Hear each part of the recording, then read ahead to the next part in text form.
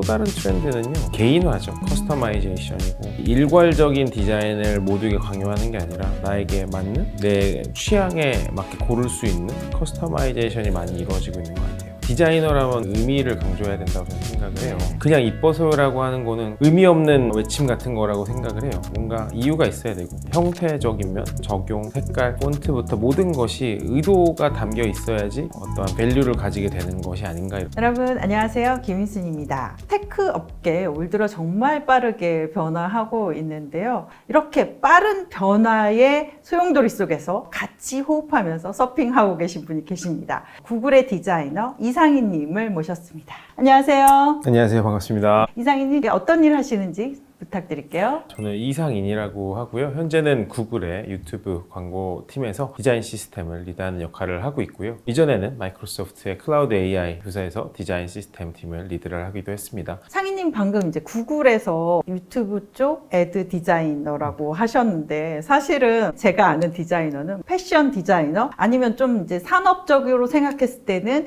애플의 디자인을 이끈 조니 아이브, 이런 사람들이 생각이 나는데 그분들하고는 조금 다른 디자이너인 것 같아요. 결이 비슷할 수도 있고 다를 수도 있는데요. 저는 UX라고 하는 유저 익스피리언스 디자인을 중점적으로 하지만 또 브랜딩이라든지 다양한 영역에서 플랫폼이 가지고 있는 디자인이 컨시스턴시랑 부분을 최대한 끌어올릴 수 있는가를 많이 연구하는 디자인 카테고리라고 보시면 돼요. 상희님이 생각하는 디자이너라는 사람은 어떤 사람이에요? 디자인이라는 것은 주어진 상황을 개선한다라는 측면이 강한 것 같아요. 그러다 보니 기술의 변화와 시대의 변화에 되게 민감해야 되는 직업인 것 같고, 그래서 디자이너는 어떠한 시대에 맞는, 그리고 기술의 발전에 맞는 상황과 이를 바탕으로 무언가를 개선하는 직업이 아니겠나, 이런 생각을 저는 개인적으로 많이 갖고 있습니다. 저는 뭔가 아름답게 만드는 사람이라고 생각했는데 조금 더 사람에게 편리하고 개선할 수 있는 사람, 이런 쪽이 더 디자이너라고. 상희님의 생각은? 네. 사실 이게 다 같은 말이에요. 네. 그러니까 개선이라는 것은 아름다움의 개선도 개선이고요, 기능의 개선, 그리고 전반적인 경험의 개선 모두 포괄적인 개념에서 아름다움도 경험의 개선의 일환이라고 보시면 될 것 같아요. 그리고 우리가 어떠한 부분이 필요하다라는 것을 판단을 내리고 이것을 개선하다 했을 때 기능과 아름다움이 모두 적절히 개선이 돼야 성공한 디자인이라고 저는 생각을 하거든요. 이제 아름다움 이꼴 디자인은 아니에요. 하지만 디자인에는 아름다움의 요소가 분명히 아주 중요한 요소다, 이렇게 말씀드릴 수 있을 것 같아요. 네. 상희님 그럼 전공은 산업 디자인? 한국에서는 산업 디자인과로 다니다가요, 미국으로 트랜스퍼를 갔어요. 네. 군대를 다녀와서 뉴욕에 있는 스쿨 오브 비주얼 아츠라는 학교로 가게 됐고요. 그때 커뮤니케이션 디자인이랑 브랜딩 위주로 이제 디자인을 하다가, 그때만 해도 다른 학교들도 대부분 마찬가지였고, 유저 익스피리언스라는 카테고리가 사실 거의 없었다고 봐도 무방할 정도여서, 왜냐면 이제 아이폰의 처음 등장이 이제 2007년도잖아요. 근데 제가 유학을 갔던 시점이 이제 2000년대 중반, 2008년 뭐 이랬을 때 보니까 그때는 뭐 앱 혹은 웹도 사실 여전히 생소하던 카테고리였을 수 있어요. 저변이 사실 그때만 해도 교육이라든지 많은 사람들의 관심에 비해서 사람들이 배울 수 있거나 할 수 있는 게 많지는 않았었는데, 그때 묘하게 참 그쪽으로 많이 끌려서 브랜딩을 베이스로 하면서 디지털 작업들도 많이 했었던 것 같아요. 그러다 보니까 디지털 쪽으로 디지털 에이전시도 가게 됐었고,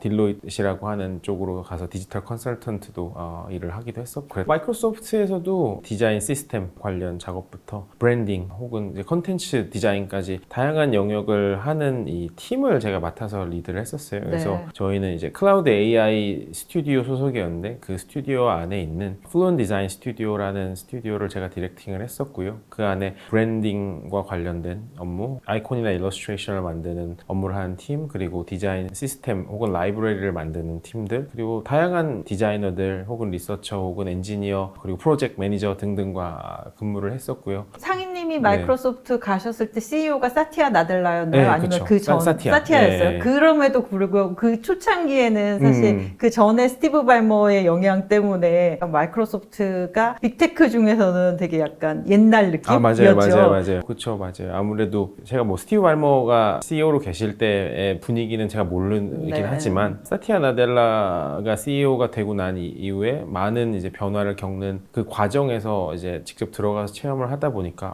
이러한 사람의 영향력이라는 게 참 대단하구나를 느꼈었고 그 일환 중에 하나가 디자인에 대해서 밸류를 대단히 많이 주기 시작했었고요. 네네. 그래서 대표적으로 이제 리브랜딩 작업을 전사적으로 들어갔었어요. 그래서 오피스라든지 우리가 아는 실제로 매일같이 사용하는 서비스라든지 플랫폼들의 이제 로고 그게 전체적으로 리브랜딩이 됐을 때 제가 들어가서 클라우드 AI 디파트먼트에 속해 있는 애저라든지 다이내믹스라든지 그 안에 포함된 서브 프로덕트들의 리브랜딩을 저희 팀과 함께 리딩을 했었죠. 아, 맞아요. 그 시점이 사티아 나델라가 오면서 대부분의 기존의 레거시 제품들, 패키지 소프트웨어 제품들이 다 클라우드화 되는 맞습니다. 시점이었잖아요. 맞습니다. 예. 아, 그때 이제 새로운 패키징이 나오고 새로운 디자인으로 나올 때 상희님이 계셨던 거였네요. 네, 아무래도 한 중심에 딱 그 타이밍에 들어갔었던 것 같아요. 그래서 그런 사람들의 변화에 대한 열망과 그 노력들을 직접 볼 수도 있었고 저도 참여를 할 수 있어서 되게 뜻깊었던 그런 커리어의 구간이 아니었나 이런 생각도 들어요. 테크 업계에서 디자인으로 성공한 회사라고 하면 상희님 어떤 기업을 꼽으세요? 대표적으로 애플, 구글을 들 수가 있죠, 당연히. 네네. 예. 특히나 B2C, 일반 커스터머나 클라이언트들을 대상으로 하는 이제 비즈니스에서는 애플이랑 구글의 이러한 디자인적인 수준을 끌어올린 거에 대한 크레딧은 당연히 있는 것 같고요. 또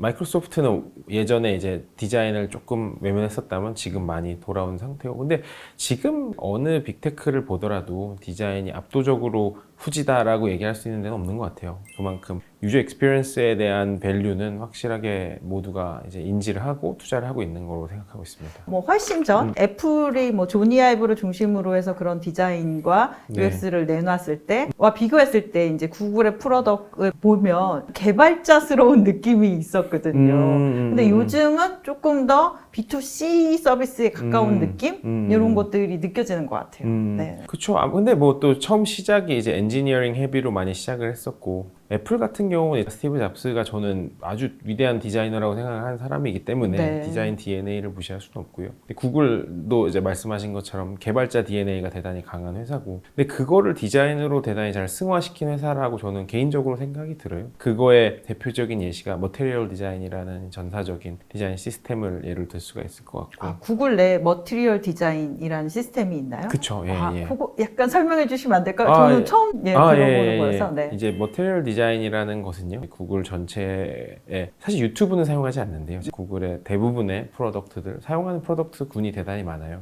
이러한 프로덕트들이 일관된 디자인 경험을 제시할 수 있도록 다양한 영역의 디자인 엘레멘트들을 구조화하는 그런 네. 것이고요. 이것을 단순하게 보여지는 측면뿐만 아니라 엔지니어링을 다 한 상태로 나가서 어느 프로덕트의 어느 플랫폼에도 사용할 수 있게끔 이렇게 만들어 놓는 이제 블락 같은 거라고 보시면 되는데요. 레고 네. 블록처럼 쫙 만들어 놨다가 원하는 팀에서 가져다 쓸 수 있게 맞아요, 해주는 맞아요. 건가요? 예. 네. 그리고 그 개념을 말씀하신 것처럼 사용할 수 있을 뿐만 아니라 이 블락들 전체 세트를 개선하고 싶어 했을 때 그걸 개선하면 이제 쫙 일괄적으로 또 개선이 되는. 그래서 제가 이제 유튜브에서 하는 일도 유튜브 광고 쪽에 그런 비슷한 일을 하고 있다라고 보시면 될 것 같습니다. 글로벌 기업들은 어쨌든 상품이나 서비스의 룩앤필 딱 그런 게 있잖아요. 구글은 빨강, 초록, 파랑, 노랑 이런 그 컬러의 그 조합 그런 게 있고 또 마이크로소프트는 윈도우 창의 그 느낌? 글로벌 기업의 디자인에는 어떤 별도의 표준이 있는 것일까? 약간 이런 것들을 이제 궁금했고 그런 글로벌 기업의 디자인에서 반드시 이거는 갖춰야 돼 이런 요소들이 있는지 약간 그런 거 궁금했어요. 기본적으로 이 스탠다드를 만든다는 건 대단히 중요한 것 같아요. 그리고 기준을 만들어서 이것을 어떻게 적용하느냐에 따라서 사람들이 이 제품을 활용할 때 느끼는 감정이 달라지기 때문에 뭐 애플을 사용할 때 느낌이 있고 구글을 사용할 때 느낌이 있고 뭐 삼성을 사용할 때 느낌이 다 다를 거예요. 그렇죠. 근데 이거를 얼마만큼 공을 들여서 빌드를 했느냐에 따라서 이 총합적인 이 느낌이 다가오는 것 같은데요. 저는 이제 그거를 빅테크들이 시행착오를 겪으면서 중요도를 많이 느껴왔기 때문에 완벽하게 못하는 회사는 드물다라는 말씀을 드리는 네. 것 같고요. 근데 기준은 그거예요. 사용자가 사용하기 편리하되 편리성은 기본이고 네. 편리하면서 이거 되게 마음에 든다.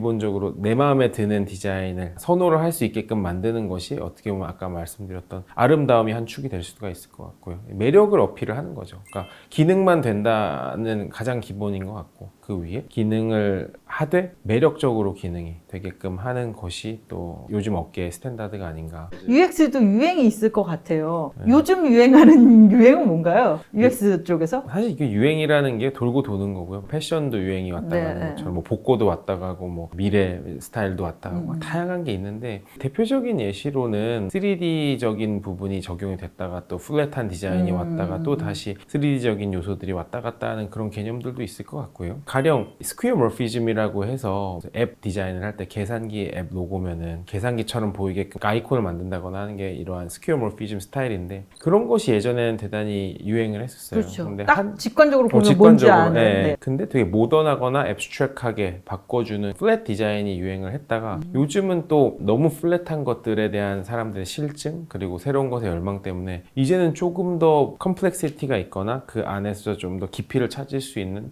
더 복잡한 형태가 선호되는 경우도 많이 나오고 있는 것 같아요. 그래서 지금은 너무 플랫한 것에서 탈피되는 구간은 아닌가라는 생각이 약간 들고요. 근데 또 그것도 언제 막 엄청 복잡해질 수도 있어요. 그러다가 나중에 또 다시 심플한 쪽으로 갔다가 이게 반복이 되지 않을까. 맞아요. 그래서 구글 개발자 회의나 애플 WWDC나 이런 데 가면은 약간 그런 디자인도 되게 많이 강조를 하잖아요. 올해의 우리의 프로덕트는 이런 방향이야. 이걸 항상 얘기를 하더라고요. 맞아요. 네. 그런 측면에서 또 다른 트렌드는요. 개인화죠.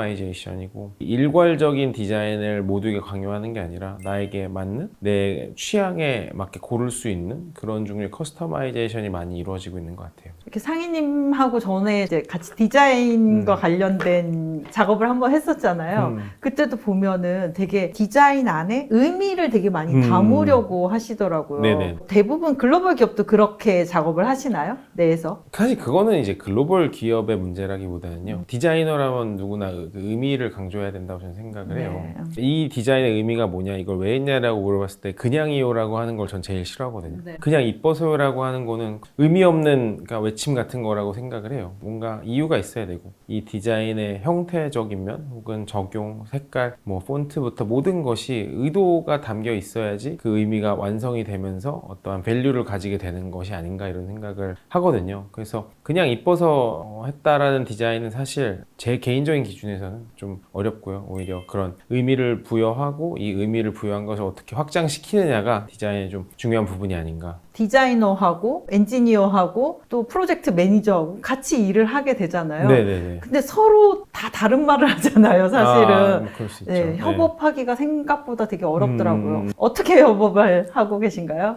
글쎄요. 그거는 어. 방금 말씀하신 것처럼 언제나 얘기를 많이 나눠야 되고 해야 되는데 커뮤니케이션이 기본인 것 같고요. 이게 하다 보면 이제 아시겠지만 이제 쉽지는 않아요. 쉽지 않은 과정이기 때문에 그러한 다양한 프로세스라든지 이런 걸 거쳐가면서 서로 동의를 하고 또 그걸 기반으로 발전을 시켜 나가는 것 같고요. 뭐 그거를 잘하는 저만의 팁 같은 거는 사실 일을 하다 보면 생기는 노하우 같은 것일 뿐이지 그러니까 정답 그런 건 아닌 것 같아요. 아니 혹시 실리콘밸리에서는 뭔가 그들만의 협업을 할 수 있는 커뮤니케이션 방법론이 따로 있거나 이런 게 있을 수 있을까 해서 궁금해서 여쭤본 거였어요. 맞아요. 네. 충분히 그럴 수 있죠. 진행을 하는 이 담당 리드라든지 이런 뭐 PM에 따라서도 다를 수 있을 것 같고요. 저 같은 경우는 개인적으로 이제 미팅을 했으면 액션 아이템에 대한 명확한 규정 같은 거를 하는 걸 좋아해요. 미팅에서 뭐 30분, 1시간 아니면 더 많은 시간 떠들어온다면 그래서 뭐 할 건데라고 하는 거는 별로인 것 같고요. 생산적으로 이야기를 마무리하고 진행을 시키려면은 우리의 오늘 아젠다가 이거였는데 결론은 오늘 미팅하고 나서 그래서 액션 아이템은 뭐냐라고 했을 때 이거다 그러면은 이걸 베이스로 다음에 만나자라는 확실한 그런 팔로업 같은 것이 좀 중요하지 않나 그런 생각은 하게 되는 것 같네요. 이렇게 AI가 확산되면 디자이너의 역할이 없어질 것이다. 뭐 이런 얘기들도 되게 많이 하잖아요. 네. 어떻게 생각하세요?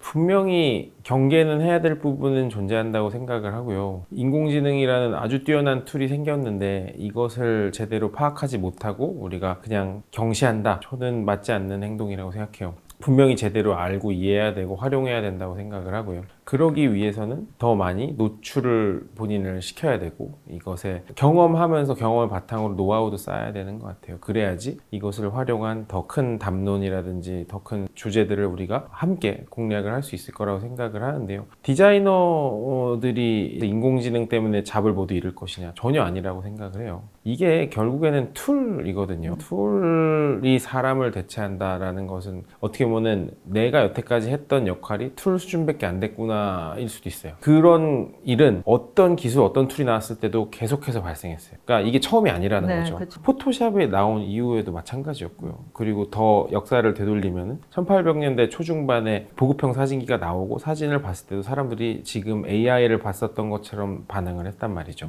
사진기가 나온 이후로 정말 많은 초상화가를 그려주시는 분들이 단기간에 일자리를 잃었다고 해요. 뭐 그렇다고 초상화가 지금 없어졌나요? 전혀 아니죠. 그리고 그때 생겼던 많은 루머들이 사진 찍으면 영혼이 날아간다더라. 맞아요. 아니면 뭐 사진으로 찍은 건 뭐 아무 가치도 없고 이거는 사생활이 노출이 된다고 뭐 영혼이 없다든 이런 말들이 나왔는데 그 사진 작품의 이후에 사람들의 영혼이 사라졌나요? 다 있잖아요. 사진을 통해서 많은 가치가 또 담겼고 예술적으로도 발전했고 저는 인공지능도 결국엔 이런 비슷한 맥락일 거라고 생각을 해요. 네. 사람이 사진기가 나왔는데 사진같이 행동하려고 그러면 좀 쉽지 않을 수 있겠죠. 네. 근데 뭔가 이것을 활용해서 다양한 거를 한다면 저는 가능성은 계속해서 나올 거고 그런 그럼 상희님이 네. 지금 가장 많이 쓰시는 제너레이티브 AI는 어떤 서비스예요? 바드도 많이 쓰고요. 네. 미드존이 많이 쓰고요. 그 둘을 제일 많이 쓰는 것 같아요. 네. 그리고 다른 조금 더 디테일한 것 같은 경우는 저는 예전부터 영어 스펠책 같은 거나 이런 거 다듬어주는 AI들을 많이 썼었는데 그런 부분에서는